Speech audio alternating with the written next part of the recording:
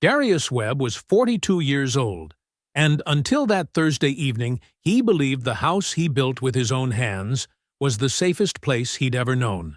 He was a master electrician, a business owner, a man who had poured his own foundation, run his own wiring, and employed 9 men on the strength of his reputation alone. His wife Claudette was a hospital administrator, polished, precise, and apparently patient enough to spend 18 months quietly draining $47,000 from their marriage, while drafting a legal affidavit describing him as a threat. That evening, 2 officers arrived at his front door. Claudette was already there to greet them, her performance flawless, her bruise photographed, her story rehearsed. She watched her husband walk to a patrol car and believed in that moment that she had won. What she did not know, what she could not have known, was who was already waiting at the other end of that ride, and that one miscalculation was about to cost her everything.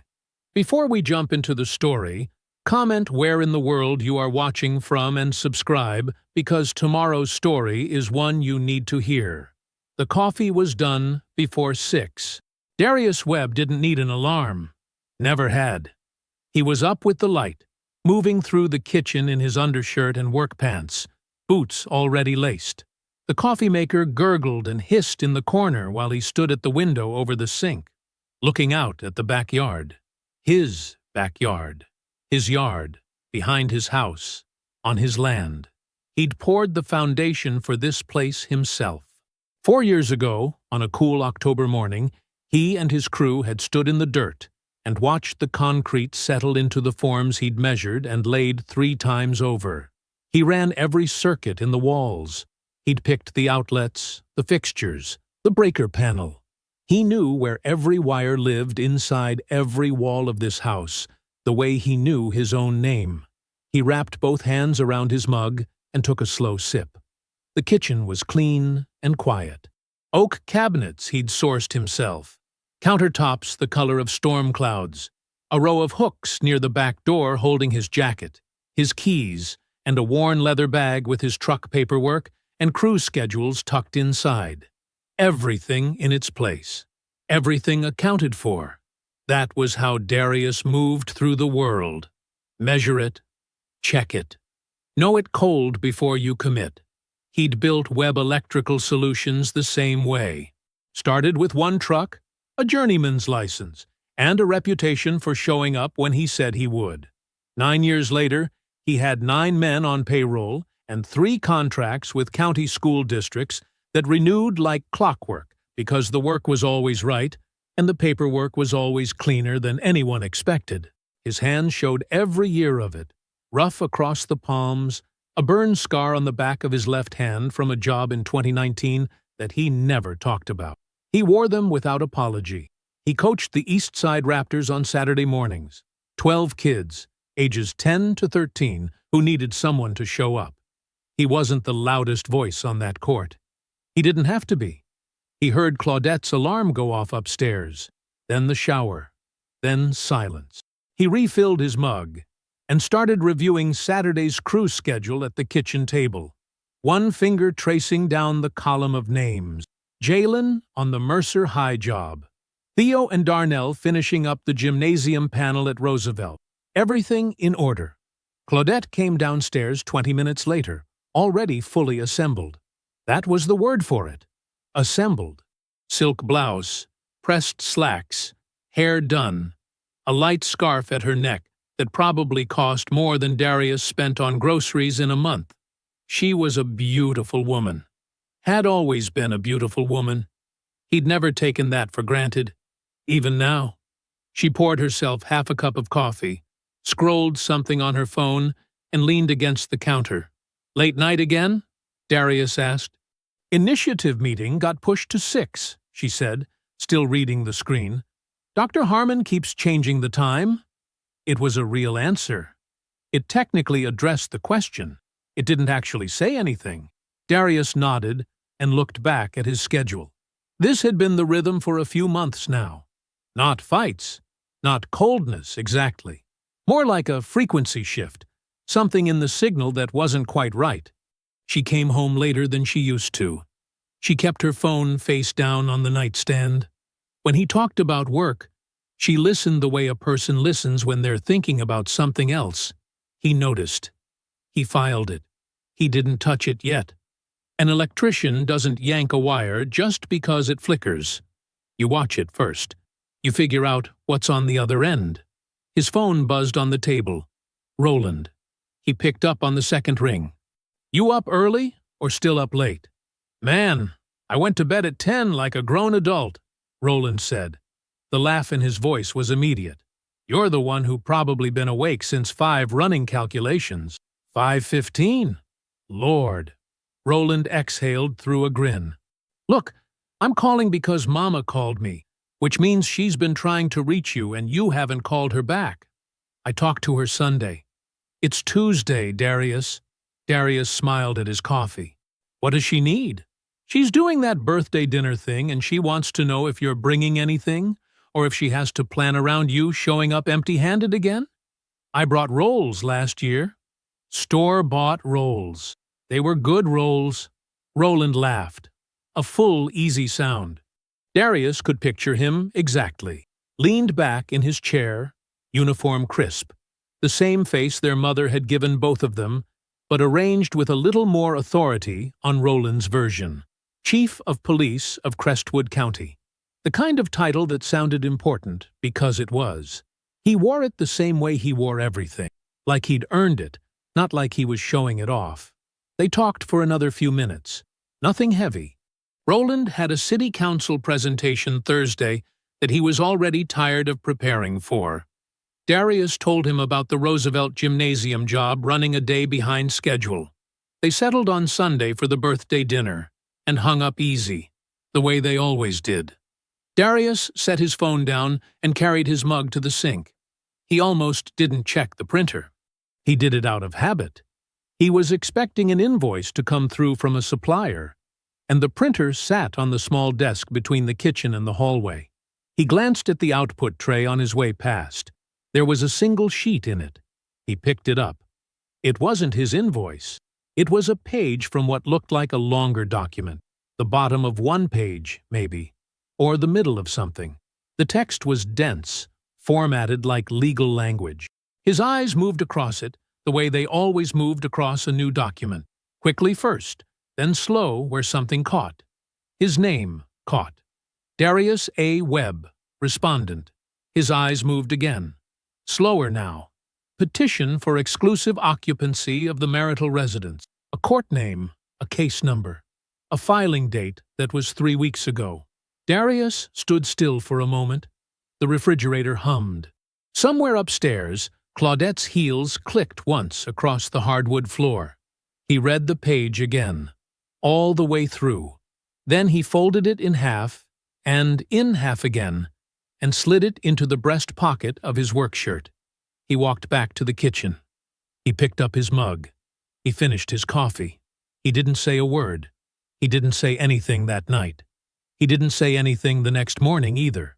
Claudette moved through the house the way she always did. Coffee, phone, assembled, gone. Darius sat at the kitchen table and watched her the same way he always watched a job site, before he put tools to anything. Looking for the load, finding where the current actually ran. He drove to the Roosevelt Gymnasium job at 7 and walked the panel with Theo for 40 minutes. He checked connections. He signed off on 2 inspection tags. He was present enough that Theo never knew he was somewhere else entirely. On the drive back to the office, he called Marcus Briggs. Marcus had been Darius's accountant for 6 years. Good man, thorough, the kind of accountant who used color-coded tabs and printed everything in duplicate. "Hey, Marcus, I know it's early for a quarterly sit-down, but I want to get ahead of it this cycle. Can you pull the joint accounts for me? All transactions, last 12 months. "Of course," Marcus said. "You want me to email the summary or walk me through it on the phone?" There was a pause. Keys clicking. Marcus pulling files. "Okay, I've got it. Everything looks pretty standard through the first quarter." Another pause. Longer this time. There is one item I actually flagged when I saw it and then kind of set aside. A withdrawal from the joint operating account. 4 months ago. How much? 14,000. Even. I assumed. Marcus stopped himself. I assumed you'd authorized it, Darius. It was within Claudette's signing authority, so it went through clean. I should have called you. Darius kept his eyes on the road. His grip on the wheel did not change. No, he said evenly. I appreciate you telling me now. He thanked Marcus and hung up. $14,000. Clean. Within the signing authority he'd given her because he trusted her. Because they were married. And you give your wife signing authority on a joint account. He went back to the job site and worked until 5. The second thing happened on Wednesday evening. Claudette said she was taking a bath. He heard the water running, heard her bathroom door click shut. He was in the bedroom, changing out of his work clothes, when he noticed her laptop bag sitting open on the chair by the window. She was usually meticulous about that bag, zipped and latched. Tonight it was open. He looked at it for a moment. Then he walked over and looked inside. There was a folder, cream-colored, with a sticky note on the front in her handwriting that said, "Revised, do not print at home." The note was dated 6 days ago. He opened the folder. It was a draft of something, multiple pages, formatted like a formal statement, with margin notes in a different handwriting, red ink, someone else's hand. A sentence near the top had been underlined twice. The pattern of behavior described herein reflects ongoing verbal abuse and financial control by the respondent. He read it the way he'd read that first page on the printer, slowly, all the way through. His name appeared 11 times. Not once did the document describe anything he recognized as his own life. It described a man who withheld money and raised his voice and used financial access as a weapon. The language was exact in a way that everyday language is not. Clinical. Every word selected. Every phrase load-bearing. This was not something Claudette had written. This was something she had told someone, and that someone had built a structure around it designed to hold weight in court. He put the folder back exactly as he'd found it. He left the bag the way he'd found it. He finished changing his clothes. He made the call from his truck, parked 2 blocks from the house. Petra Okafor had been a member of his church for as long as he could remember. 12 years of Sunday mornings. 12 years of the kind of easy familiarity that builds between people who see each other consistently but have never needed anything from each other. He knew she was a family law attorney. He'd referred 2 people to her over the years. She'd always struck him as someone who did not waste words. He kept his voice easy, curious, like a man who'd heard a term he didn't recognize. "Hey, Petra, quick question, and I'm just trying to understand something I came across. What exactly is an exclusive occupancy petition in a domestic filing? What does that actually do?" There was a brief pause on her end. "It means one spouse asks the court to remove the other spouse from the marital home," she said, "usually tied to allegations of abuse or endangerment. If it's granted, the removed spouse can't return while proceedings are active. It also effectively freezes asset division while the petitioning spouse holds the property." Darius stared through the windshield at the empty street. "And if someone filed that," he said, "when would the other person normally find out?" Another pause, quieter this time. "Darius," her voice had shifted, "are we still talking generally?" He didn't answer that. He thanked her and hung up. He sat in the driveway for 22 minutes. Then he called Roland. "I need you to do something for me," Darius said. "I need to know if a petition was filed at the county courthouse. Recently. My name on it." Roland didn't ask why. He said, "Give me an hour." It took 40 minutes. When Roland called back, his voice was careful and quiet in the way it only got when something was serious. "It was filed 3 weeks ago," Roland said. "But Darius," he paused. "The pre-filing process started over a year ago. She's had an attorney on this for 14 months. Darius said nothing. "This wasn't something that happened to your marriage," Roland said. "This was something she built." The knock came on a Thursday evening at 7:14. Darius was in the kitchen, washing a cup. He heard the sound and turned toward the front of the house, and in the 2 seconds it took him to set the cup down, he heard Claudette's heels cross the hardwood floor fast. Too fast. She'd been waiting for that knock. He walked to the hallway. She was already at the door.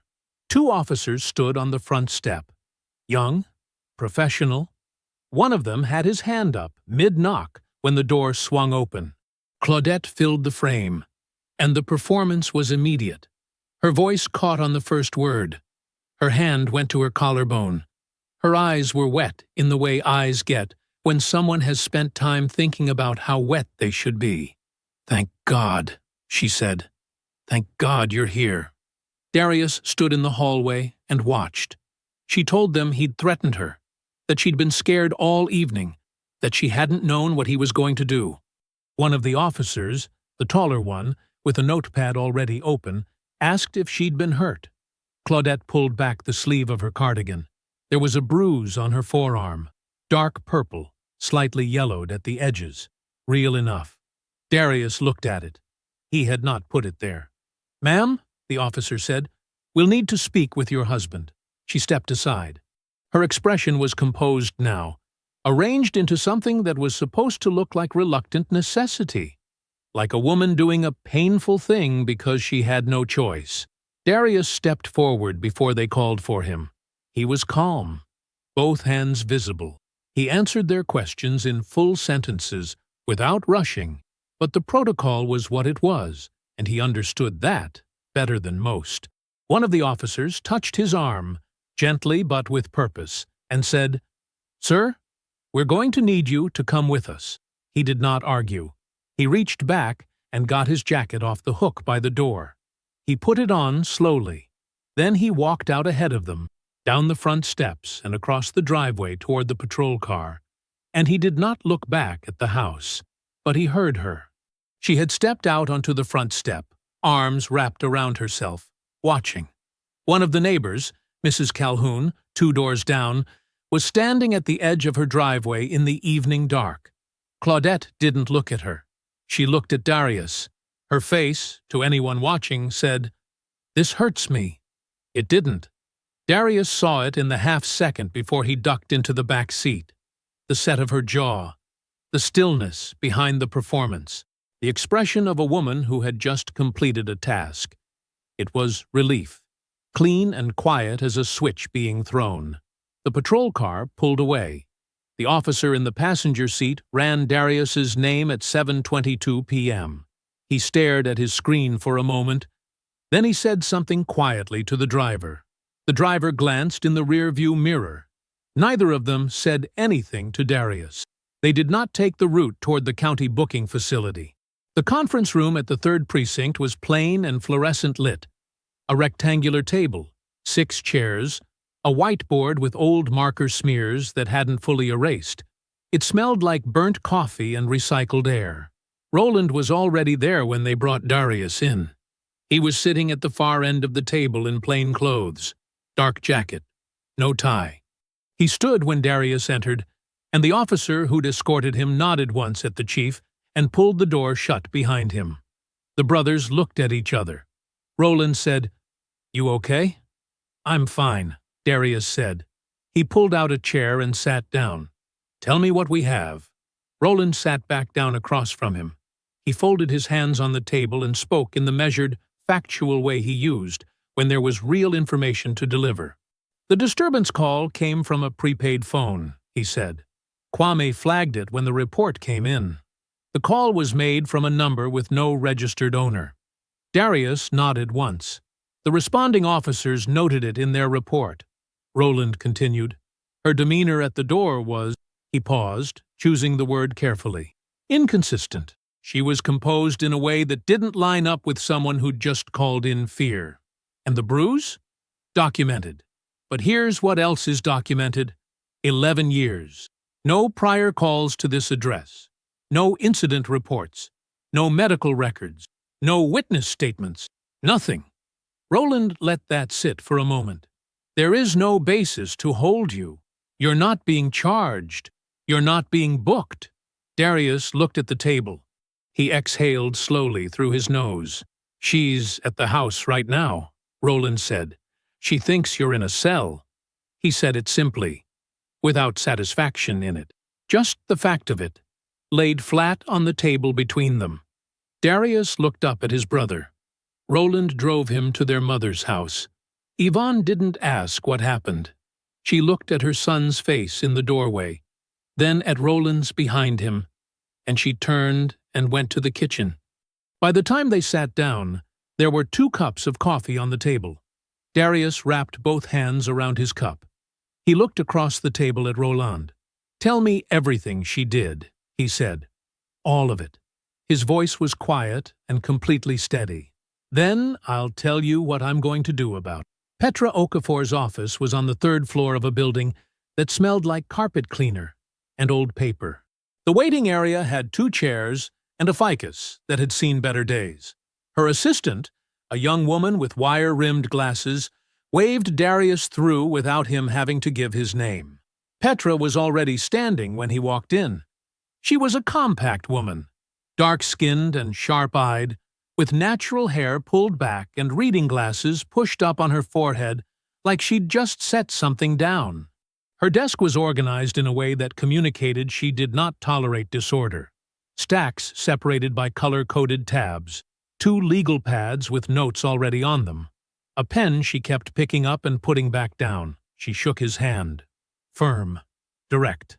"Sit down," she said. "Show me what you brought." Darius set his bag on the chair beside him and unzipped it. He didn't fumble. He had organized everything that morning at Yvonne's kitchen table before the sun was fully up, sorted by date, each document in its own sleeve. He placed them on her desk one at a time. The incomplete printer page first. She read it without touching it, leaning forward slightly, eyes moving fast. Then the photograph he'd taken of the draft affidavit on Claudette's laptop. Crisp, fully legible, timestamp visible in the corner. Then the account withdrawal records his business accountant had pulled. Then the prepaid phone documentation Roland had provided through proper channels. The report, the flag notation, the responding officer's written observation about Claudette's demeanor. Petra picked up each one. She read slowly. She did not react the way people react when they want you to know they're reacting. She just absorbed it. It took about 12 minutes. When she finished, she set the last page down and looked at him. "She's been building this for a long time. More than a year," Darius said. "That's what Roland confirmed." Petra nodded. She tapped the draft affidavit photograph with one finger. "This language, verbally abusive, financially controlling. This wasn't written by your wife. She gave someone facts, and someone shaped them into a legal narrative. This is coached." She looked up. "Which means the attorney she's working with has been in this with her. Can we prove that? We don't need to prove when the coaching started. We need to prove what she alleged is false, and we need to show the court what she's been doing in the background while she was building the allegation." She leaned back in her chair. "If we move correctly, we're not just defending you. We're dismantling her." Darius looked at her steadily. "That's what I want." "Then here's what we do," Petra said, and she picked up her pen. "First, we file a counterpetition today, challenging the exclusive occupancy order. We attack the procedural basis and the evidentiary foundation simultaneously. The absence of any prior incident history over 11 years is already a problem for her. The prepaid phone and the demeanor notation make it worse. We put all of it in front of the court, and we ask the judge to look at the full picture. Do it. Second, I want a forensic accountant inside every joint account you share with her going back 3 years. Every transaction, every transfer, every account linked to either of your names." She held his gaze. "The $14,000 wasn't impulsive, Darius. People who move $14,000 from a joint account without telling their spouse don't usually do it once." Something in his face shifted. Not surprise, exactly. More like recognition. Like a man who had already suspected the shape of a room and was now being told where the walls were. "Authorize it?" he said. Petra wrote something on her legal pad. Then she stopped and looked at him with a directness that wasn't unkind. "I want to make sure we're aligned," she said. "Cases like this can get emotional. They should get emotional. What she did was a serious thing. But I need to know you understand that we are going to win this on documentation, not on anger." Darius was quiet for a moment. Outside the window, a city bus rolled past, and the sound of it filled the room briefly, then faded. "I don't want to win because she made a mistake," he said. "I want to win because everything I've built is documented, and everything she's done is provable." Petra looked at him for just a moment. "Then we're going to be fine," she said. She called him at 8:47 that evening. He was sitting at Yvonne's kitchen table with a plate of food he'd barely touched. He answered on the second ring. "The accountant finished the initial review," Petra said. Her voice was measured, but there was something underneath it. A controlled precision, like a person reading coordinates from a map. $47,000, moved across 18 months in deliberate increments, small enough individually to avoid flags, routed into an account registered under her maiden name. A beat.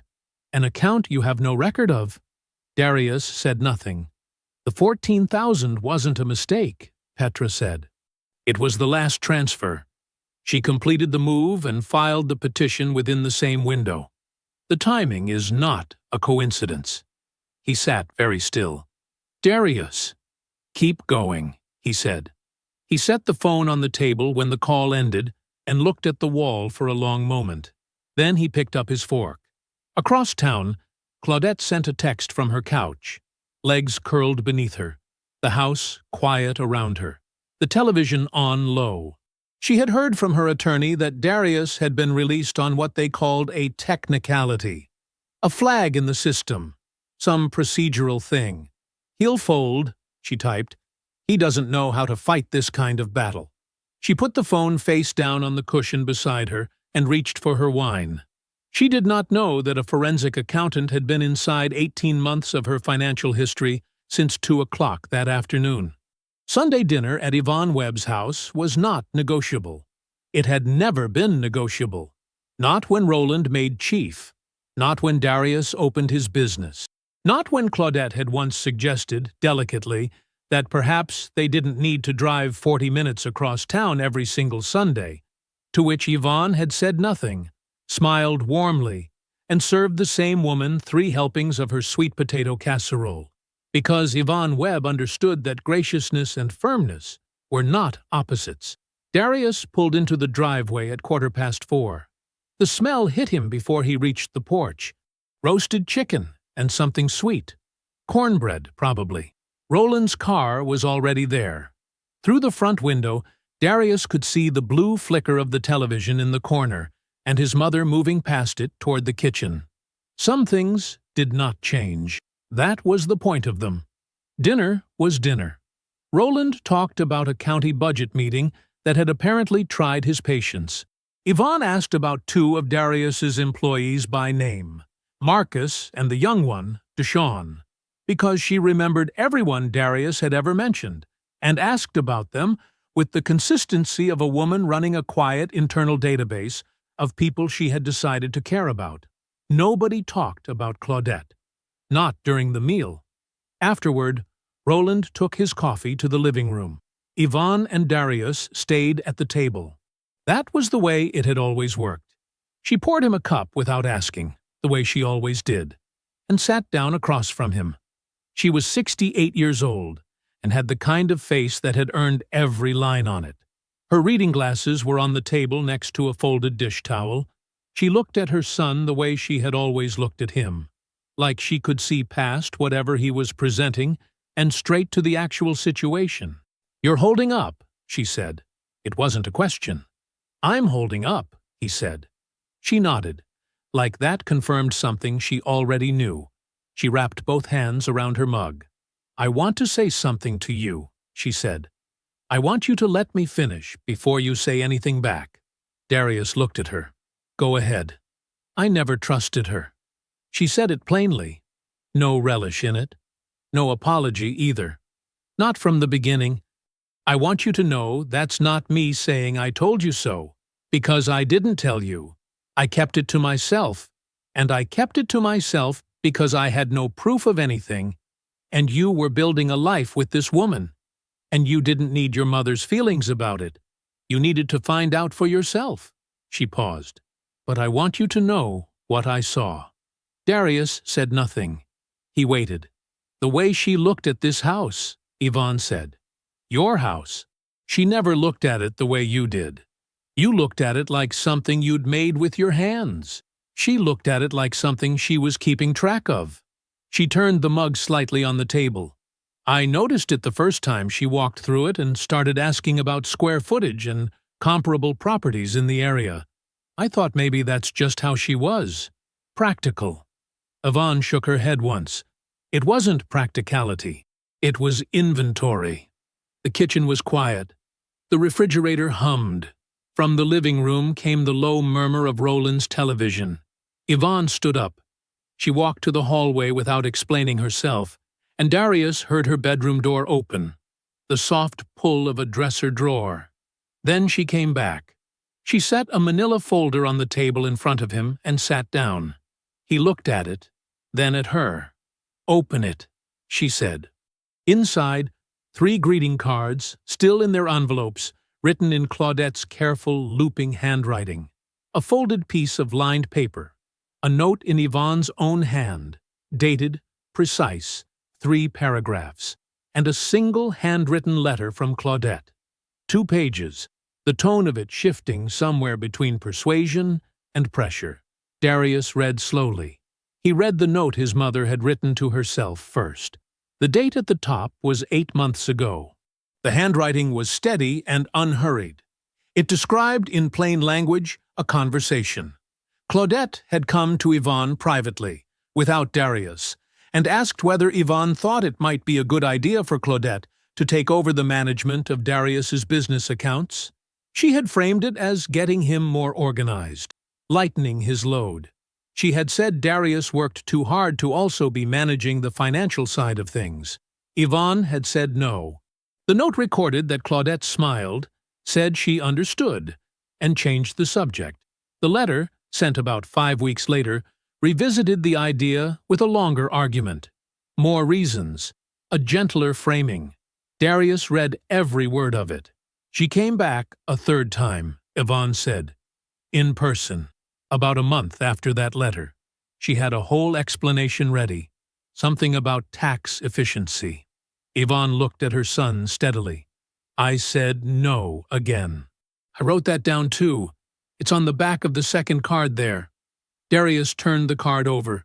The note was brief. 4 sentences. Dated. He sat with everything in his hands for a long moment. "Every time she came to me," Yvonne said, "I wrote it down. I didn't know exactly what she was planning, but I knew she was planning something." Darius looked up from the folder. He understood exactly what he was holding. She had tried to reach the business. She had tried to get inside Web Electrical Solutions itself, through his own mother. And when Yvonne had refused her, every time, she had pulled back and gone after what she already had access to. His mother's quiet, undramatic refusals, made 8 months ago in this very kitchen, had drawn a line that limited how far the damage went. He set the folder down. He stood up. He didn't say anything. He just put his arms around her. Yvonne patted his back once, the way she had when he was a boy, and had come in from outside with a cut on his knee, not making a production of it, just acknowledging it. Then she reached past him and picked up her coffee mug. She didn't say anything else. She didn't need to. The call came at 7:40 Monday morning. Roland's voice was measured, unhurried. The voice of a man who had already done the work and was reporting the results. "Kwame finished the trace," he said. "You need to hear this." The convenience store was called Quick Stop Mart. It sat on the corner of Del Mar and 5th, 2 miles from Mercy General Hospital, where Claudette had worked for 6 years. It was the kind of place that sold lottery tickets, energy drinks, and prepaid phones in plastic packaging hanging from a pegboard behind the register. Kwame Asante had spent most of Sunday pulling the data. Cell tower records placed the prepaid phone's activation within a half-mile radius of that store on the day of purchase. The store's internal transaction records, obtained through proper channels, everything documented and time-stamped, showed a prepaid phone purchased at 12:47 p.m. on a Thursday afternoon 3 weeks earlier. Claudette's hospital badge records showed she badged out at 12:31 p.m. that same day, her lunch break. Kwame had submitted the complete package to the county prosecutor's office by Monday morning. Purchase record, cell tower data, badge out timestamp. The responding officer's written notes about Claudette's demeanor that night, the absence of any prior incident report in 11 years of marriage, all of it formatted, indexed, and attached to a formal referral for investigation of a false police report. Roland laid it out for Darius in plain language, standing in the parking lot of Yvonne's house, where Darius had taken the call. She bought the phone on her lunch break, Darius said. Flat, like he was reading a measurement off a wall. That's what the records show. Darius was quiet for a moment. A neighbor's dog was barking somewhere down the block. The morning air was cool and sharp. So, what happens now? He asked. The prosecutor's office reviews the referral and decides whether to file charges, Roland said. That's their decision, not mine. I don't make that call, and I don't try to influence it. A brief pause. What I did was make sure they had everything, every piece of it, clean and documented. I understand. I want you to really understand something, Roland said. I'm not doing anything outside my authority. I'm doing everything inside it. There's a difference, and right now, that difference is the most important thing. Darius nodded to himself. I know, because if I step outside those lines, even once, she gets to make this about that. She gets to make it about me instead of what she did. Roland's voice was steady and certain. That's not happening. It won't, Darius said. I trust you. A beat of silence passed between them, the kind that didn't need filling. Go see Petra, Roland said, and hung up. Claudette's attorney filed the motion to dismiss on Tuesday afternoon. The argument was procedural, a challenge to the standing of the counter-petition, questioning whether certain documents had been properly certified before submission. It was the legal equivalent of throwing sand in the gears, not a winning argument, a slowing down argument. Petra filed her response 47 hours later. 40 pages, single-spaced where the rules allowed it. The forensic accounting summary was attached as Exhibit A. Every transfer, every date, every dollar amount, routed through Claudette's maiden name account in a clean and damning sequence. The certification challenges were addressed in the first 8 pages with the particular economy of someone who found the objections more insulting than difficult. The motion was denied. Darius got the news in a 2-sentence text from Petra. Motion denied. Judge wasn't impressed. He read it twice. Then he set his phone face down on the table and went back to reviewing his crew's schedule for the week. Marcus had a school district job starting Wednesday. Deshaun was finishing a panel upgrade in the south building. The work was steady. The work was real. He did not allow himself to feel relieved yet. Relief was for when it was finished. Petra called that evening at 6:30. Darius was sitting at Yvonne's kitchen table again. She had put a plate in front of him without ceremony, and he had eaten it without argument. Yvonne was washing dishes at the sink when his phone buzzed. He stepped out to the back porch. The accountant flagged something, Petra said. No preamble. In the transfer records, the receiving account, the one under Claudette's maiden name, it's linked to a registered business entity. The accountant pulled the public filing. Darius stood at the porch railing.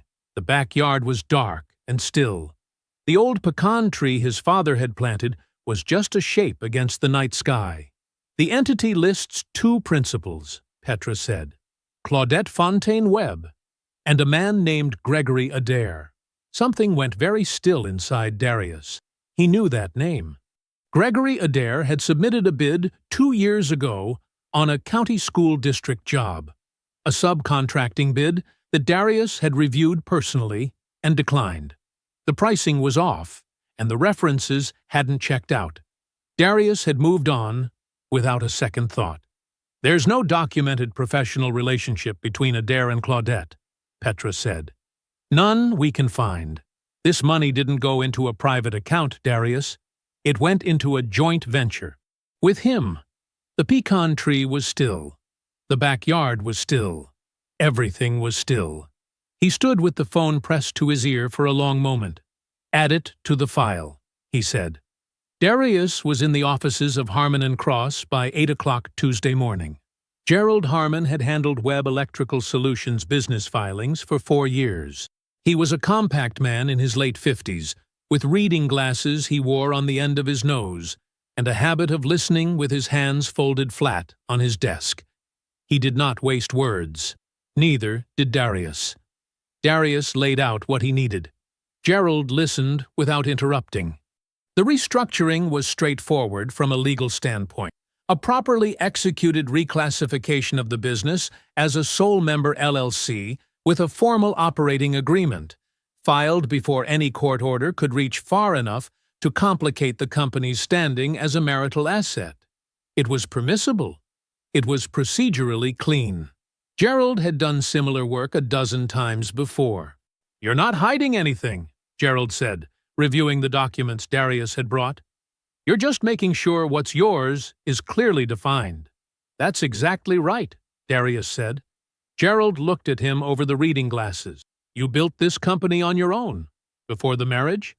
"Webb Electrical Solutions was registered in my name 14 months before we were married," Darius said. "I have the original filings, the first contract, the first payroll record, all of it." Gerald nodded slowly, the way a man nods when the answer is even cleaner than he expected. "Then, this is very defensible." "I know," Darius said. "That's why I'm here." The paperwork was completed and submitted before noon. 9 employees, 3 school district contracts, and everything Darius had built from a single truck and a journeyman's license were formally protected under the new structure. He drove out of the parking lot and made 3 stops before the afternoon was done. The first was Pastor Wendell Gibbs. Darius had attended Calvary Baptist for 16 years. Pastor Gibbs had married him and Claudette. There was no way to avoid that fact, and Darius didn't try. He sat down across from the man in his small church office, set a folder of documents on the desk, and told him the truth. He was brief. He was factual. He pointed to the documents when the facts needed confirmation. He did not ask for anything, not support, not a statement, not a condemnation of Claudette. Pastor Gibbs was quiet for a long time after Darius finished. "She filed allegations of abuse," he said slowly. "Yes," Darius said. 11 years of marriage. No police report, no medical record, no witness. The responding officers documented her demeanor as inconsistent with what she reported. Another long silence. "I'm not asking you to take a side," Darius said. "I'm asking you to know what the record shows." Pastor Gibbs nodded once. He did not open the folder during that meeting, but he did not push it back across the desk either.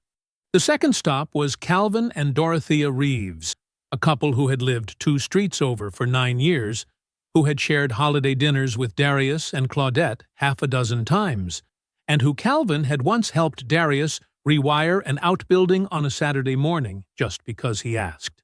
Calvin sat at the kitchen table and read the documents carefully. Dorothea stood at the counter and listened as Darius spoke. When he finished, Calvin set the papers down. "She tried to get you arrested," he said, like he was making sure he had understood correctly. "Yes," Darius said. The call was traced to a prepaid phone she purchased on her lunch break 3 weeks before. Dorothea shook her head slowly but said nothing. Darius gathered the documents and stood. "That's all I came to say." Calvin walked him to the door. He didn't say much, but he gripped Darius's hand at the threshold, the way men grip hands when there are no words for the particular weight of a thing. The third stop was brief. An old friend named Terence, who worked with Darius on the first school district job 6 years ago before starting his own plumbing outfit. They talked standing in Terence's driveway for 11 minutes.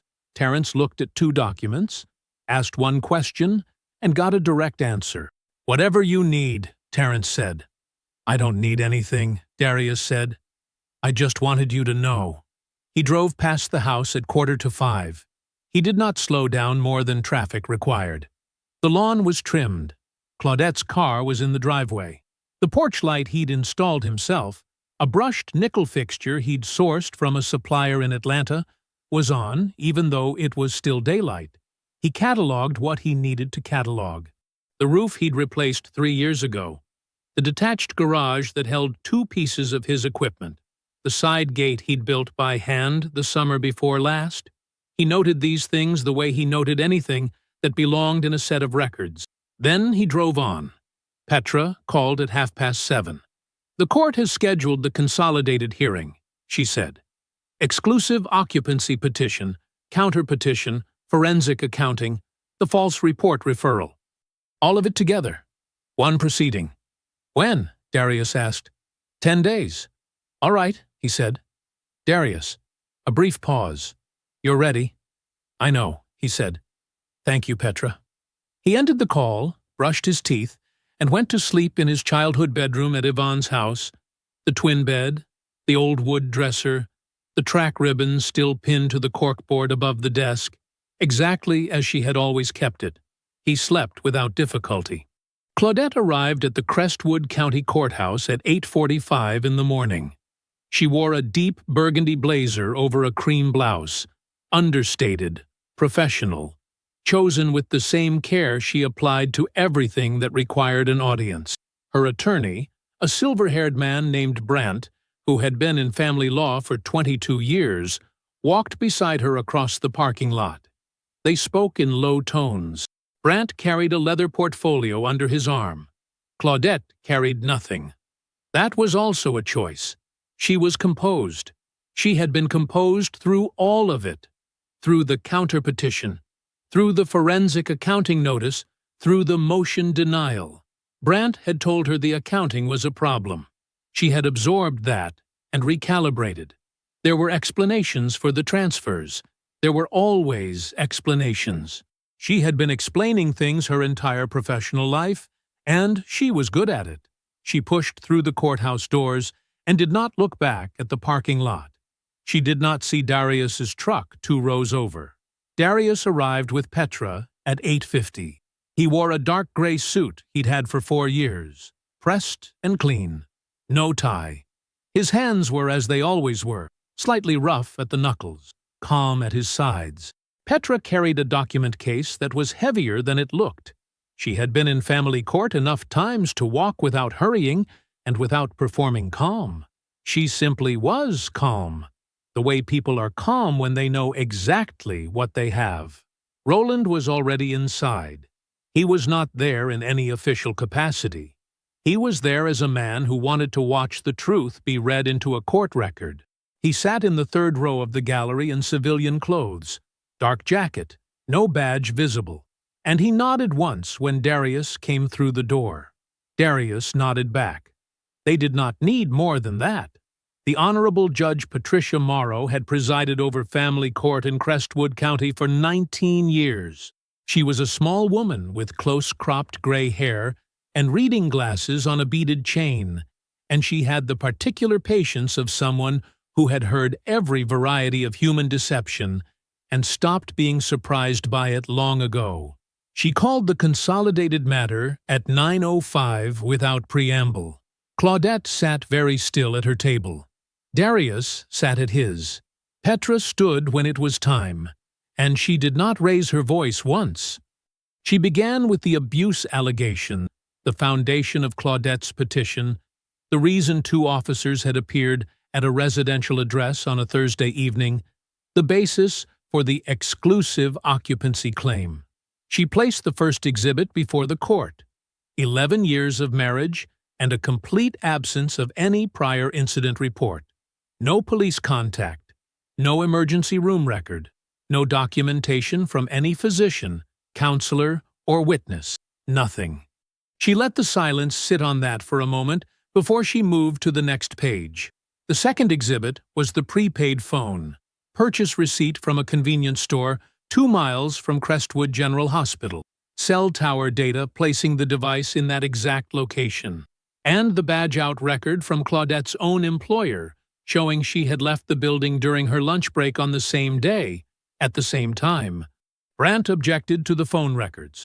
Petra cited the proper evidentiary basis in one sentence. The objection was overruled. The third exhibit was the money. Petra walked through it without rushing. $47,000. 18 months. Incremental transfers, never large enough to trigger automatic review. Always deliberate enough to form a pattern a forensic accountant could reconstruct in 4 days. An account in the name of Claudette Fontaine. Not Claudette Webb. Claudette Fontaine, the name she used before the marriage, on an account Darius had never known existed. Brandt called the transfers personal savings.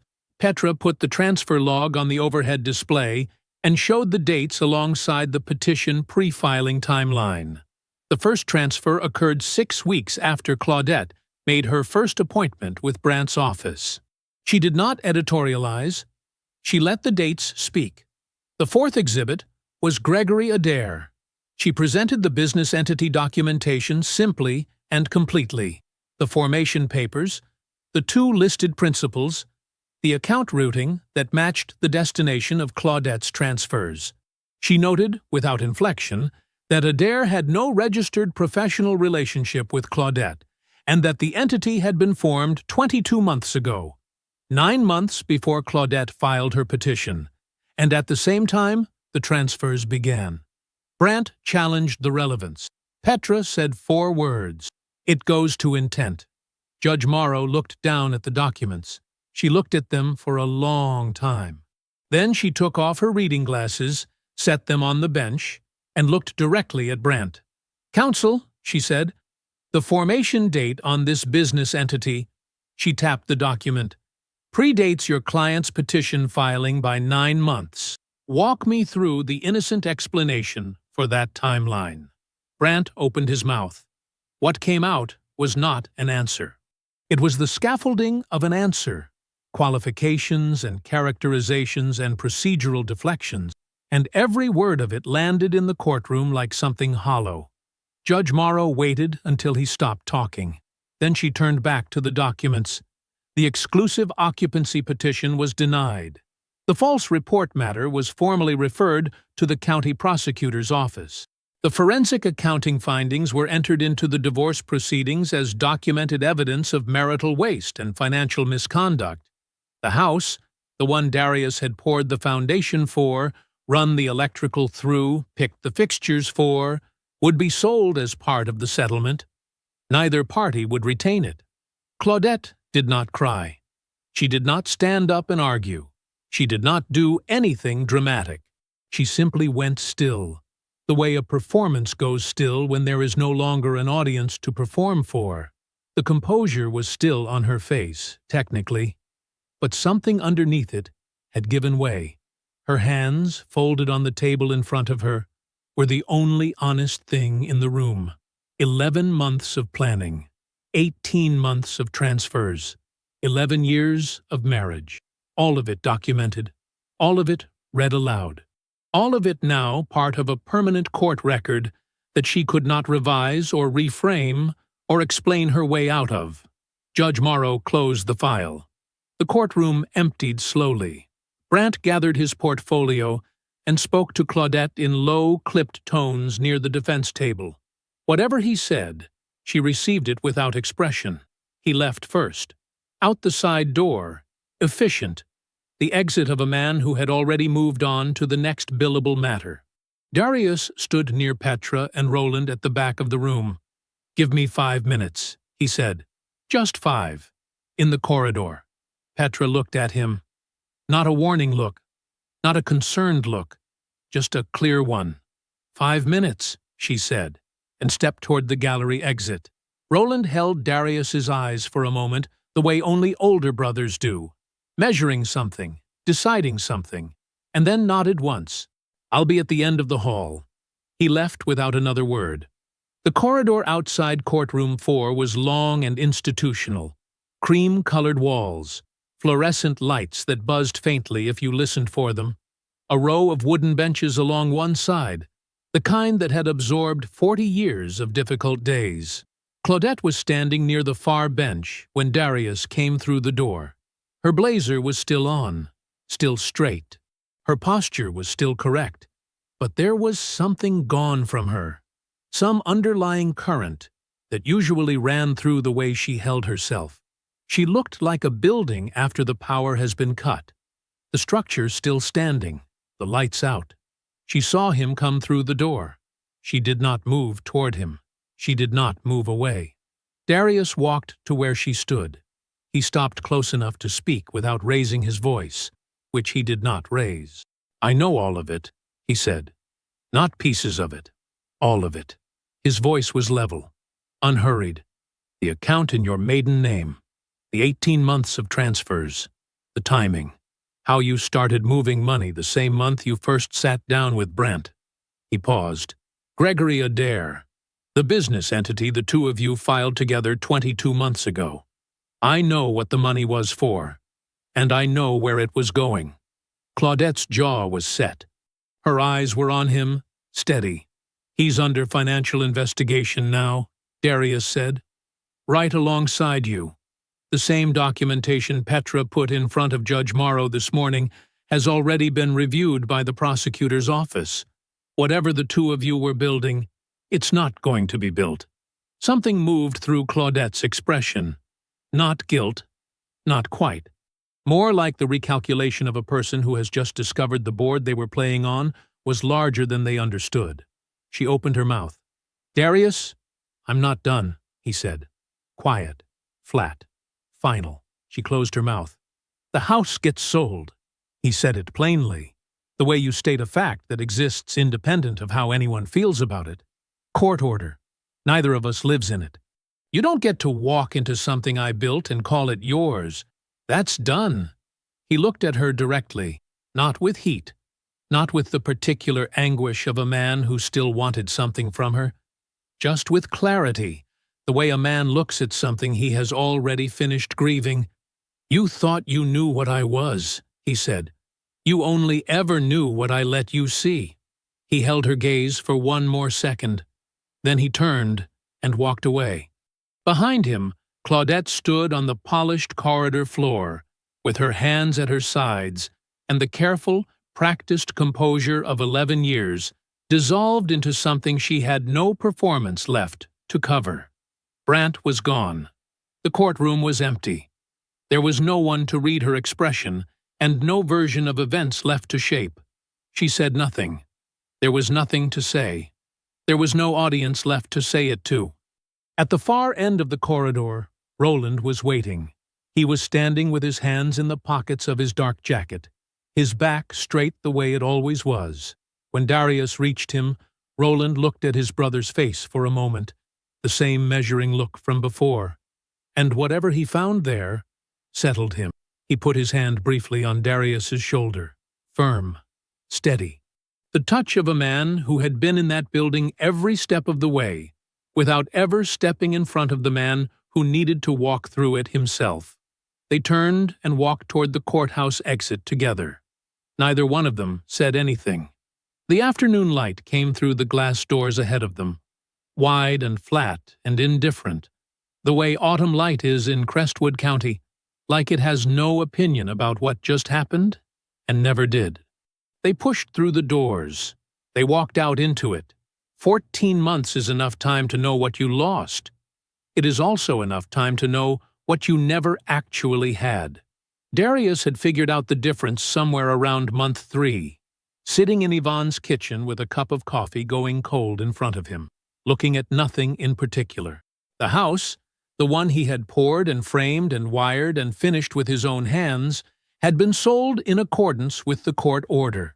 He did not attend the closing. Petra handled it. He did not need to be there.